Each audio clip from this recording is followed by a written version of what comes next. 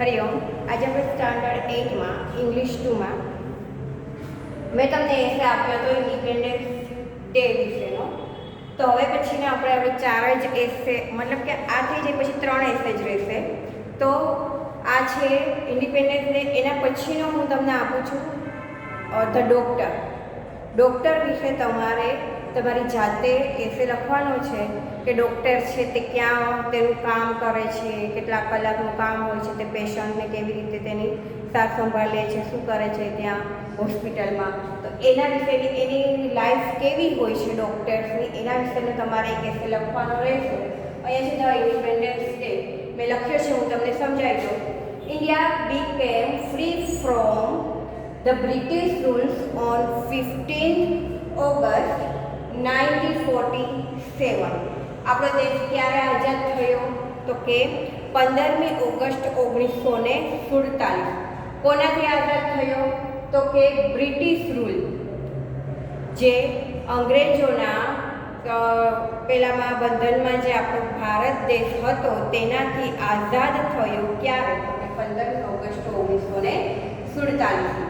We celebrate our Independence Day on 15th August every year. આપણે બધા independence day એ દિવસે આપણે બધા ઉજવીએ છીએ 15મી ઓગસ્ટનો દિવસ દર વર્ષે 15મી ઓગસ્ટે ઉજવીએ છીએ ને. It is our national festival. એ આપણે એક રાષ્ટ્રીય તહેવાર છે. It is a public holiday. એ દિવસે જાહેર રજા બધાને હોય છે. તમે જોવો છો કે બેંક છે, પોસ્ટ ઓફિસ છે, કોઈ પણ વર્ક કંપની છે કે ગવર્મેન્ટ જોબ હોય કે પ્રાઇવેટમાં ક્યાંય પણ તમે જોશો બધી જગ્યાએ રજા જ હોય છે. એ દિવસે જાહેર રજા ગણવામાં આવે છે. તો શું કહે છે કે it is a public holiday, એટલે કે ત્યાં દિવસે જાહેર રજા હોય છે. The independence day is celebrate with great joy. એટલે ઇન્ડિપેન્ડન્સ ડે જે છે તે આપણે એકદમ ઉજવીએ છીએ. તો કે આનંદ ઉલ્લાસથી તે દિવસને આપણે ઉજવીએ છીએ. તો prime minister unfurls the national flag from the red fort in Delhi. તમે જોતા હશો ન્યૂઝમાં ને એમ, જ્યારે 15મી ઓગસ્ટનો દિવસ હોય છે ત્યારે તમે કદાચ ટીવીમાં તમે જોવો છો તો રેડ ફોર્ટ દિલ્હી જે આવેલું છે લાલ કિલ્લો, ત્યાં આપણા જે પ્રાઇમ મિનિસ્ટર હોય છે તો એ શું કરે છે કે ત્યાં આપણો રાષ્ટ્રધ્વજ છે તે ફરકાવે છે. પછીનો છે સ્કૂલ એન્ડ, બીજો પેરેગ્રાફ પાડીને લખ્યું છે school and colleges also have flag hoisting function. એટલે કે આપણી સ્કૂલ અને કોલેજોમાં પણ તમે જોઈ શકો છો કે ત્યાં પણ રાષ્ટ્રધ્વજનું ફંક્શન રાખવામાં આવેલું હોય છે. Entertainment programmes and exhibition are organise. એટલે કે શું રાખવાનું હોય છે તો કે ત્યારે સ્કૂલમાં બધો જે કાર્યક્રમ રાખ્યો હોય છે તો તમે જોઈ શકો છો એમાં કોઈ 15મી ઓગસ્ટનો કોઈ ડાન્સ કરે છે, નાટક કરે છે, બરોબર છે, નાટક ભજવે છે. કોઈ આપણે જોયું હતું કે લાસ્ટ યર શહીદ ભગતસિંહનું સરસ મજાનું નાટક ભજવું હતું. એ જ પ્રમાણે ડાન્સ પણ આપણે જોયા. એ બધા જે રાષ્ટ્રગીત ઘણા લોકોએ ગાયા હતા આપણા. પછી ડાન્સ પેલું તેરી મિટ્ટી મેં મિલ જાવા, જે રાષ્ટ્રભક્તિ ગીત છે એના આપણે ડાન્સ અને એ આપણે જે બધા પ્રોગ્રામ છે તે એ દિવસે રાખીએ છીએ, એની તૈયારી કરીએ છીએ. તો freedom fighter are remember that day. Freedom fighter એટલે ફ્રીડમ ફાઇટર કોણ કોણ છે તો તમને બધાને ખબર છે કે શહીદ ભગતસિંહ છે, રાણી લક્ષ્મીબાઈ છે, બરોબર છે. એ બધા જે છે સુભાષચંદ્ર બોઝ છે. તો એ બધાને આપણે યાદ કરીએ છીએ એ દિવસે. People celebrate by bursting crackers at night. લોકો એ દિવસે શું કરે છે રાત્રે તો કે ફટાકડા પણ ફોડે છે. All buildings are decorated with colourful light. બધી જ બિલ્ડિંગો તમે જોઈ શકો છો કે બધી જ બિલ્ડિંગમાં જે મોટી મેઇન જે બિલ્ડિંગો હોય છે તો ત્યાં લાઇટિંગ પણ રોશની કરવામાં આવેલી છે લાઇટિંગ દ્વારા. તો કલરફુલ રંગબેરંગી લાઇટ દ્વારા મોટી બિલ્ડિંગને ડેકોરેટ કરવામાં, શણગારવામાં આવેલી હોય છે. There is a feeling of pride all around. એટલે કે કે બધી જ જગ્યાએ તમે જોઈ શકો, બધા જ ગામમાં, આખા જ દેશમાં, આપણે આપણા ગામની વાત કરીએ તો અમદાવાદમાં પણ બધા જ જગ્યાએ, બધા જ સ્થળે સરસ મજાની ડેકોરેટ કરવામાં આવ્યું હોય છે કલરફુલ લાઇટ દ્વારા. એ જ રીતે આખા દેશમાં પણ શું હોય છે કે આખો દેશ છે તે દિવસે ડેકોરેટ થયેલો હોય છે. આપણે ફ્રીડમ ફાઇટર જે છે તેને યાદ કરીએ છીએ, જેણે દેશને સ્વતંત્ર કરવામાં જે મહત્ત્વનો ફાળો આપ્યો છે, તેને એ લડતા જેણે બલિદાન આપ્યું છે દેશ ખાતર, એને આપણે યાદ કરીએ છીએ અને એ દિવસને આપણે એની યાદમાં ઉજવીએ છીએ. તો એ દિવસે આપણે શું કરીએ છીએ 15મી ઓગસ્ટના દિવસે? તો કે એ દિવસે આપણે બધા ફ્રીડમ ફાઇટર આપણા જે છે એને યાદ કરીએ છીએ, રાષ્ટ્રભક્તિનું ગીત ગાઈએ છીએ, રાષ્ટ્રધ્વજ ફરકાવીએ છીએ, બિલ્ડિંગ્સમાં ને બધી જગ્યાએ લાઇટિંગ ડેકોરેટ કરીએ છીએ. સાથે સાથે શું કરીએ છીએ તો કે આપણા પ્રાઇમ મિનિસ્ટર છે દિલ્હીમાં ધજા ફરકાવે છે લાલ કિલ્લા ઉપર. સ્કૂલ અને કોલેજમાં પણ બધા ફંક્શનો આપણે સેલિબ્રેટ કરીએ છીએ. તો એ પ્રમાણે અહીંયા આપણો ઇન્ડિપેન્ડન્સ ડે વિશેનો 15મી ઓગસ્ટ જે છે જે સ્વતંત્રતા દિવસ, તો એ બ્રિટિશ રૂલ, જે અંગ્રેજો 150 વર્ષ 200 વર્ષ સુધી જે ભારત દેશમાં રાજ કરી ગયા અને આપણે તેના ગુલામી હેઠળ જીવ્યા, તો એને આઝાદ કરવા માટે જે ફ્રીડમ ફાઇટરે જે ભોગ આપ્યો છે એને યાદ કરીએ છીએ. એની યાદમાં આપણે 15મી ઓગસ્ટ ઉજવીએ છીએ. તો આ એક નાનકડો એસે મેં મારી અહીંયા લખ્યો છે, તો તમે લખ્યો હોય તો તમે લખી લેજો અને સાથે સાથે લખ્યો હોય તો કોઈ મિસ્ટેક, કોઈ સ્પેલિંગ મિસ્ટેક કે કશું હોય તો એ સુધારી લેજો, બરાબર? હવે પછીનો તમારે એસે છે તે લખવાનો રહેશે કયો, મેં તમને કીધું ડૉક્ટર વિશેનો, કે ડૉક્ટરની લાઈફ છે તે કેવી હોય છે, હોસ્પિટલમાં તેનું કામ શું હોય છે, તે પેશન્ટને કઈ રીતે તેની ટ્રીટમેન્ટ કરે છે, તેને કઈ રીતે સાચવે છે, સંભાળે છે. પછી તેની શું કહેવાય પર્સનલ લાઈફ, મતલબ કે તેની ઘરે તે કઈ રીતે રહે છે, ઘરમાં તે કઈ રીતે રહે છે, ડૉક્ટર છે તો હોસ્પિટલમાં તેનું કામ શું હોય છે, એના વિશે તમારે તેનો સ્વભાવ, તેનો નેચર કેવો હોય છે, એના વિશે તમારે ડૉક્ટર વિશેનો એસે લખવાનો છે. તો હવે પછી આપણે આઈ થિંક 3 એસે જ રહ્યા છે 8મા ધોરણમાં, તો એસે આપણે જોઈ લઈશું. અને હવે આપણે જોઈએ આગળ થોડુંક ગ્રામરમાં. મેં તમને શું શીખવાડ્યું હતું તો કે પ્રેઝન્ટ ટેન્સ શીખવાડ્યો, પાસ્ટ ટેન્સ શીખવાડ્યો. હવે આપણે જોઈએ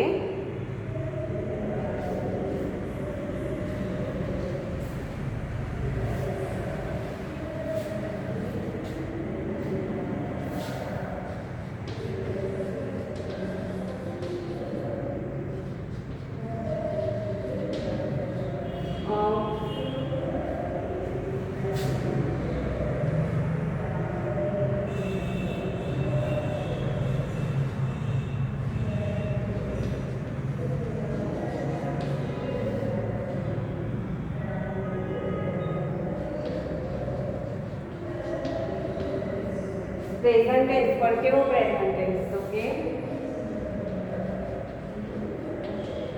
કન્ટિન્યુઅસ પ્રેઝન્ટ ટેન્સ એટલે કે ચાલુ વર્તમાન કાળ.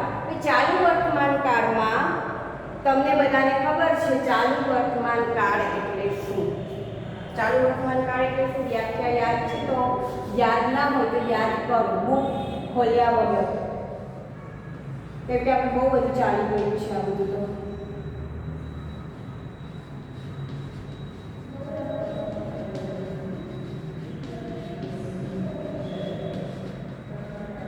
કન્ટિન્યુઅસ પ્રેઝન્ટ ટેન્સ, ચાલુ વર્તમાન કાળ. ચાલુ વર્તમાન કાળ એટલે કે જે ક્રિયા હાલ થઈ રહી છે, બોલતી વેળાએ જે ક્રિયા થઈ રહી છે, ચાલુ છે, તે દર્શાવવા ચાલુ વર્તમાન કાળનો ઉપયોગ કરવામાં આવે છે. તેની વાક્ય રચના છે સબ્જેક્ટ પ્લસ ટુ બીના રૂપો am is are plus verb ING અને પછીના આવશે અધર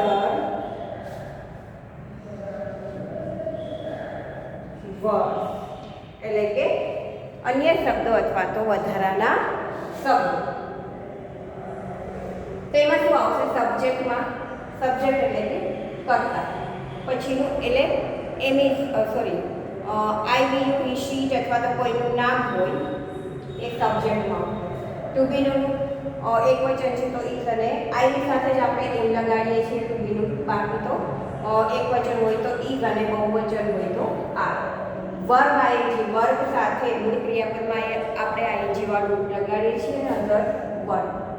તો આ થયું ચાલુ વર્તમાન કાળ.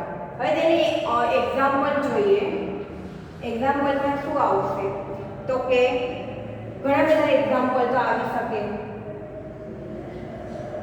વી છે, સબ્જેક્ટને મૂક્યો વી, આની નીચે જ લખો એટલે તમને ખબર પડે. જો સબ્જેક્ટ કયું છે? વી.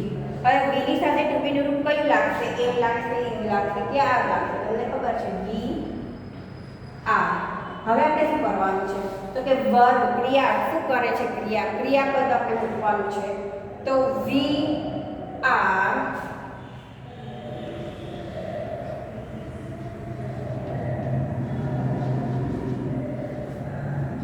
ચાલુ વર્તમાન કાળ છે એટલે આપણે શું મૂકીશું?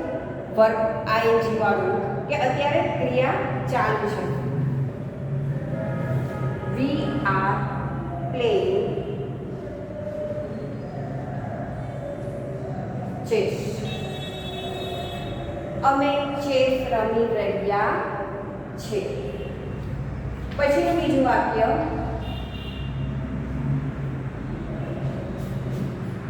we are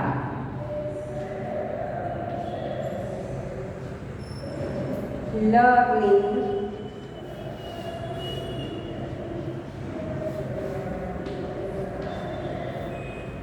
English. અમે ઇંગ્લિશ શીખી રહ્યા છીએ. પછીનું વાક્ય, તો કે હવે આપણે આઈ જોઈએ. તો આઈ સાથે શું લાગશે? ટુ બીનું રૂપ આઈ એમ. આઈ એમ. હું શું કરું? તો કે હું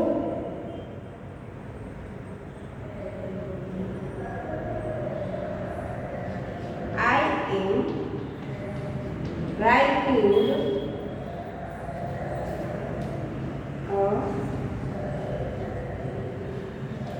હું પત્ર લખી રહી છું. જે ક્રિયા ચાલુ છે, બરાબર.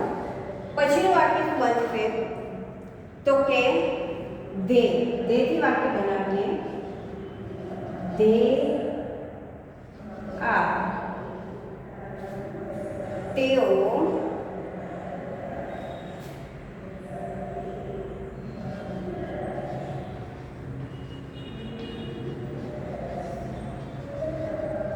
નાવ લગાડ્યું તો શું થાય? તેઓ અત્યારે દોડી રહ્યા છે.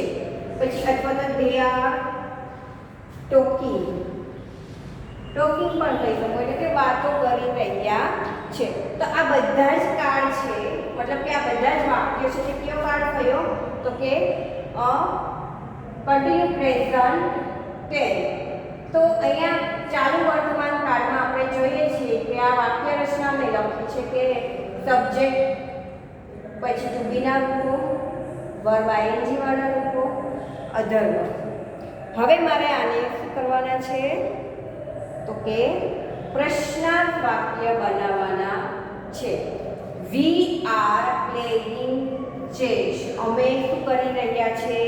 ચેસ રમી રહ્યા છે. સાવ ઈઝી છે. બધા જ કાળ તમે જોશો ને તો ઈઝી જ છે. થોડુંક મહેનત કરો અને વાક્ય રચનામાં થોડુંક ધ્યાન આપશો ને એટલે યાદ બધા જ વાક્યો રહી જશે. We are playing chess. શું આવશે? ટુ બીનું રૂપ છે તે સબ્જેક્ટ આગળ જતું રહેશે. સબ્જેક્ટ છે ટુ બીના રૂપ પાસે જતું રહેશે અને પછી વાક્ય એનું એ તો ખરા, પણ પાછળ ક્વેશ્ચન માર્ક. તો અહીંયા આપણે વી આર પ્લેઇંગ ચેસ કર્યું છે તો શું બનશે? R V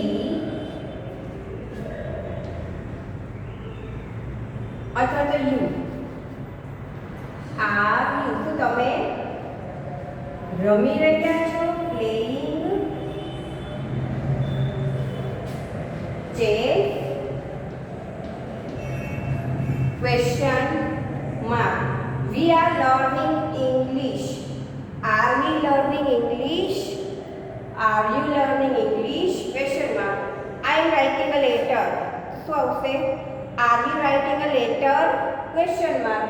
They are running now. તો કે are they running now? Question mark.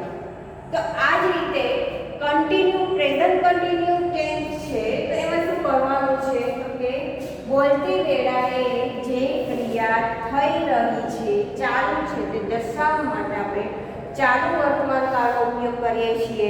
ચાલુ વર્તમાનકાળની વાક્ય રચના છે સબ્જેક્ટ પ્લસ ટુ બીના રૂપ પ્લસ વર્બ આઈએનજી. ટુ બીના રૂપો એટલે કે એમ ઇઝ આર વોઝ વર એ બધા શું કહેવાય? ટુ બીના રૂપ કહેવાય. હેવ હેઝ હેડ એ બધાને કહેવાય ટુ બીના રૂપ. બરાબર.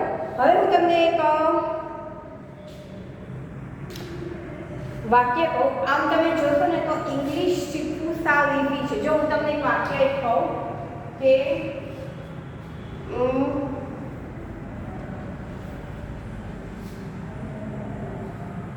I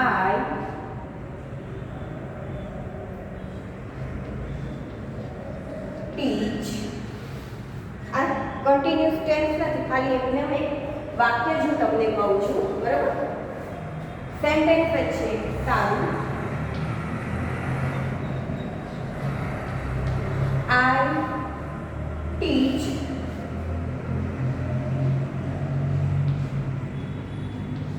English every day. હું દરરોજ અંગ્રેજી શીખવાડું છું. ગુજરાતી હું શું બોલું? હું દરરોજ અંગ્રેજી શીખવાડું છું. હું આનું ગુજરાતી કરીશ તો કઈ રીતે કરું? હું દરરોજ ડેલી અથવા તો એવરી ડે અંગ્રેજી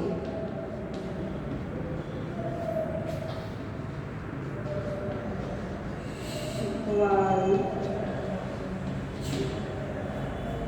હવે મેં આનું શું કર્યું છે? ઉપર શું છે તો કે મેં એનું ઇંગ્લિશ સેન્ટેન્સ કર્યું છે. હું એટલે કે આઈ. હવે એવરી ડે જે લાસ્ટ જે સેન્ટેન્સ છે તે ક્યાં આવી જાય છે ગુજરાતી સેન્ટેન્સમાં? તો કે ક્યાં આવી જાય છે? તો કે આપણે જે શું કહેવાય આગળ આવી જાય છે હું પછી દરરોજ શું શીખવાડું છું. જુઓ અહીંયા આપણે કઈ રીતે થશે? હું આ પહેલું વાક્ય આઈ, પછીનું બીજું વાક્ય કઈ રીતે બનશે? પછીનું ત્રીજું અને લાસ્ટ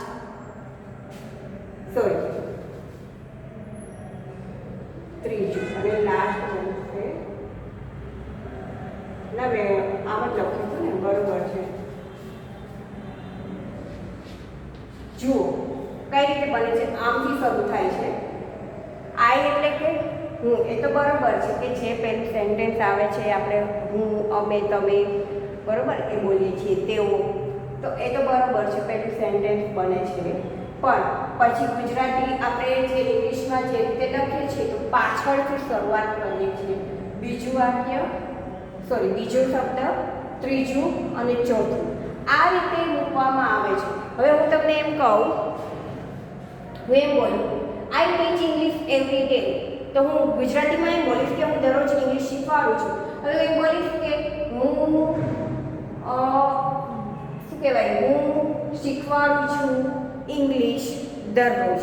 આ વાક્ય છે ગુજરાતી વાક્ય, એ કઈ રીતે બન્યું? હું શીખવાડું છું ઇંગ્લિશ દરરોજ. એ રીતે તો આપણે નથી બોલતા ને. આપણે શું કહીએ છીએ કે હું ડેઈલી ઇંગ્લિશ શીખવાડું છું, તો હું દરરોજ ઇંગ્લિશ શીખવાડું છું.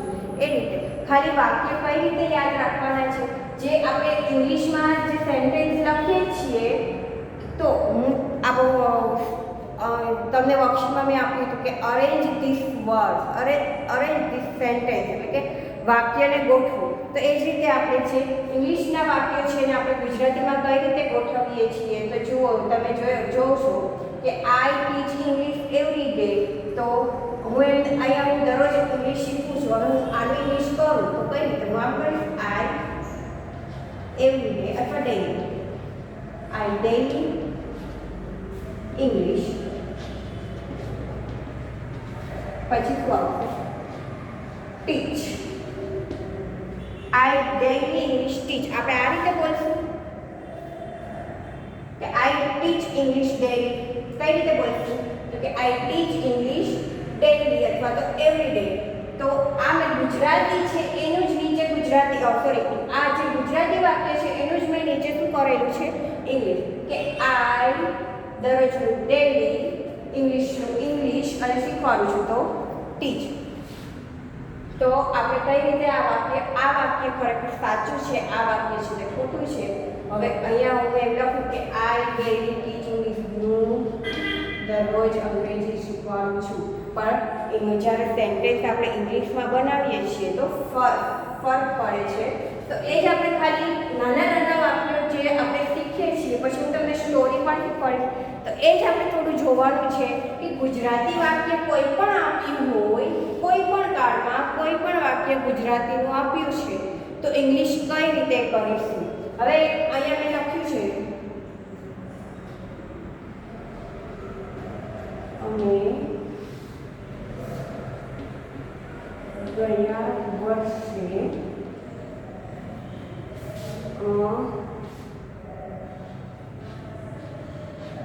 જામનગર ગયા હતા. આ તે ગુજરાત, બરાબર. હવે હું કઈ રીતે લખીશ, આમ લખીશ કે વી ગયા વર્ષે, એટલે કે last year.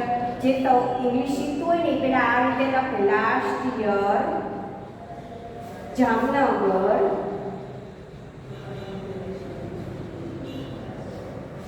was, sorry, where, વી છે ને એટલે where, વી એટલે અમે, ગયા વર્ષે એટલે કે લાસ્ટ યર, જામનગર એટલે જામનગર, અને ગયા હતા એટલે કે વર. હવે આનું મારે ઇંગ્લિશમાં હું કઈ રીતે બનાવીશ વાક્ય, તમને વાક્ય રચના આવડતી હોય એટલે તમને ખબર જ હોય. સોરી,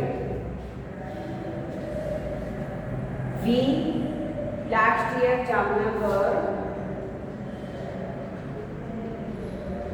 ગોઈંગ ગયા, અને પછી આવશે, કેમ કે ગયા હતા મેં લખ્યું, ગયા નથી, ખાલી ગયા હતા એટલે કયો કાળ થઈ ગયો, તો કે ચાલુ ભૂતકાળ વાળું વાક્ય છે કે we were going to Jamnagar last year. મેં રીતે બનાવ્યું કે અમે ગયા હતા, હતા એ બધા શેમાં આવે છે, તો કે આપણે ભૂતકાળ, જે ચાલુ ભૂતકાળ છે એમાં વોઝ વરનો ઉપયોગ કરીએ છીએ ને વર બાય એનજી વાળું વાક્ય મૂકીએ છીએ. ગયા હતા, ખાલી એટલું એમ લખ્યું હોય કે અમે લાસ્ટ યર જામનગર ગયા, તો હું શું કરીશ કે we were Jamnagar, sorry, we were go to Jamnagar last year, we were go, sorry, went, we were went Jamnagar last year. અહીંયા મેં લખ્યું છે વી લાસ્ટ યર જામનગર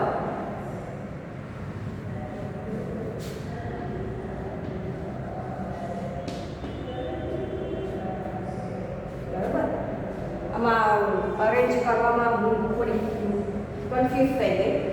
હવે હું આનું શું કરીશ, વી વેર અથવા તો ગયા હતા,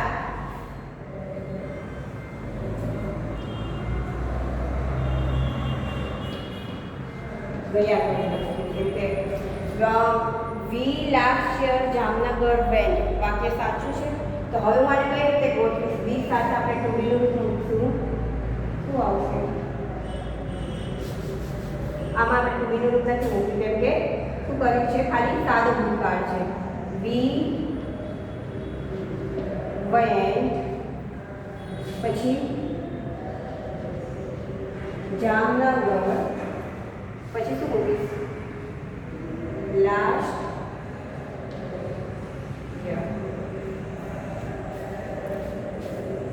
વી went Jamnagar last year. We last year Jamnagar went. પછી મેં શું કર્યું કે તેનું જે વાક્ય રચના મુજબ, ઇંગ્લિશ વાક્ય રચના મુજબ મેં વાક્યને વ્યવસ્થિત રીતે લખ્યું કે વી વેન્ટ જામનગર લાસ્ટ યર. તો જે અમે ગયા વર્ષે જામનગર ગયા એનું બેઠે બેઠું ઇંગ્લિશમાં અહીં મૂકીશ તો વી લાસ્ટ યર જામનગર વેન્ટ, એ વાક્ય સાચું બનશે તો કે ના. પણ પછી મેં શું કર્યું, વાક્યને વ્યવસ્થિત ગોઠવ્યું કે વી પછી આવશે ટુબીવાળું, પછી છે મૂળ ક્રિયાપદ અને પછી અધર વર્ડ્સ આવશે. તો વી વેન્ટ જામનગર લાસ્ટ યર, આ રીતે વાક્ય બન્યું. તો શું આમાં ફેર છે કે અમે ગયા વર્ષે, તમને ના આવડતું હોય ઇંગ્લિશ તો તમે અહીં ગુજરાતી કોઈ પણ વાક્ય તમે જોવો છો કે અમે ગયા વર્ષે જામનગર ગયા, તમે એનું બેઠે બેઠું મૂકી દો. મેં જે જ કર્યું ને કે વી લાસ્ટ યર ગયા વર્ષે, લાસ્ટ યર જામનગર અને ગયા વેન્ટ, તો મેં એનું એ વાક્ય મૂક્યું. પછી મેં એને વાક્ય રચના પ્રમાણે ગોઠવ્યું કે વી પછી મૂળ ક્રિયાપદનું રૂપ આવે છે, મતલબ કે આપણે ભૂતકાળમાં બોલું વેન્ટ થઈ જાય છે. તો વી વેન્ટ જામનગર અને ગયા વર્ષે ગયા એટલે કે લાસ્ટ યર. તો પછી મેં તેને વ્યવસ્થિત ગોઠવ્યું છે. હું તમને અરેન્જ ધીસ સેન્ટેન્સીસ જે વર્કશીટમાં આપ્યા હતા, પણ આ રીતે તમારે ક્યારેય કોઈ ગુજરાતી સેન્ટેન્સીસ લઈ અને તમારે વાક્યો આવી રીતે ગોઠવવા હોય તો તમે આવી રીતે કરી શકો, એટલે તમને યાદ રહે. પછી હવે પછીનું જ્યારે આવી રીતે થોડા વાક્યો પણ જોઈશું અને હું તમને સ્ટોરી પણ કરાવીશ કે જેથી કરીને નાની સ્ટોરી, મેં તમને પહેલાં જ કીધું હતું ને કે 2-4 પેરેગ્રાફ, મતલબ એક જ પેરેગ્રાફ હોય, ખાલી એમાં 2-4 લીટી છે, કોઈ સ્ટોરી છે, તો હું તમને એ સ્ટોરીને પછી એનું ઇંગ્લિશ કઈ રીતે થાય એ હું તમને સમજાવીશ. અહીંયા જે રીતે મેં તમને કીધું કે વાક્ય તમે ગુજરાતી કોઈ પણ વાક્ય લો, પછી ગુજરાતી વાક્યનું જ બેઠે બેઠું એ જ રીતના તમે ઇંગ્લિશ સેન્ટેન્સ કરો, પછી એ સેન્ટેન્સ તમને વાક્ય રચના ખબર હોય એ પ્રમાણે તમે એનું ઇંગ્લિશ સેન્ટેન્સ ગોઠવો, એટલે તમને ઇંગ્લિશના વાક્ય બનાવતા હોઈ જાય. અને આપણે વર્તમાન, ભૂતકાળ, ભવિષ્ય, ચાલુ વર્તમાન કાળ, ચાલુ ભૂતકાળ બધા કાળ પણ શીખ્યા છે, વાક્ય રચના પણ શીખ્યા છે, એટલે તમને ખ્યાલ પડે કે કયા કાળનું વાક્ય છે. બરાબર. તો હવે પછીના નેક્સ્ટ પીરિયડમાં મેં તમને એક એસે આપ્યો છે ડૉક્ટર, એના વિશેનો તમારે એસે લખવાનો છે અને સાથે સાથે આપણે જે ચાલુ વર્તમાન કાળ તો શીખી ગયા, નેક્સ્ટ જે છે ભવિષ્યકાળ છે કે સ્ટોરી છે એ હું તમને કરાવીશ નેક્સ્ટ શું કહેવાય જ્યારે ઇંગ્લિશનો પીરિયડ આવશે ત્યારે. વિડીયો જોતા રહેજો અને ટેન્સ બધા પાકા કરતા રહેજો, લખતા રહેજો, વાક્ય રચના પણ લખતા રહેજો અને સેન્ટેન્સ બધાય લખતા રહેજો.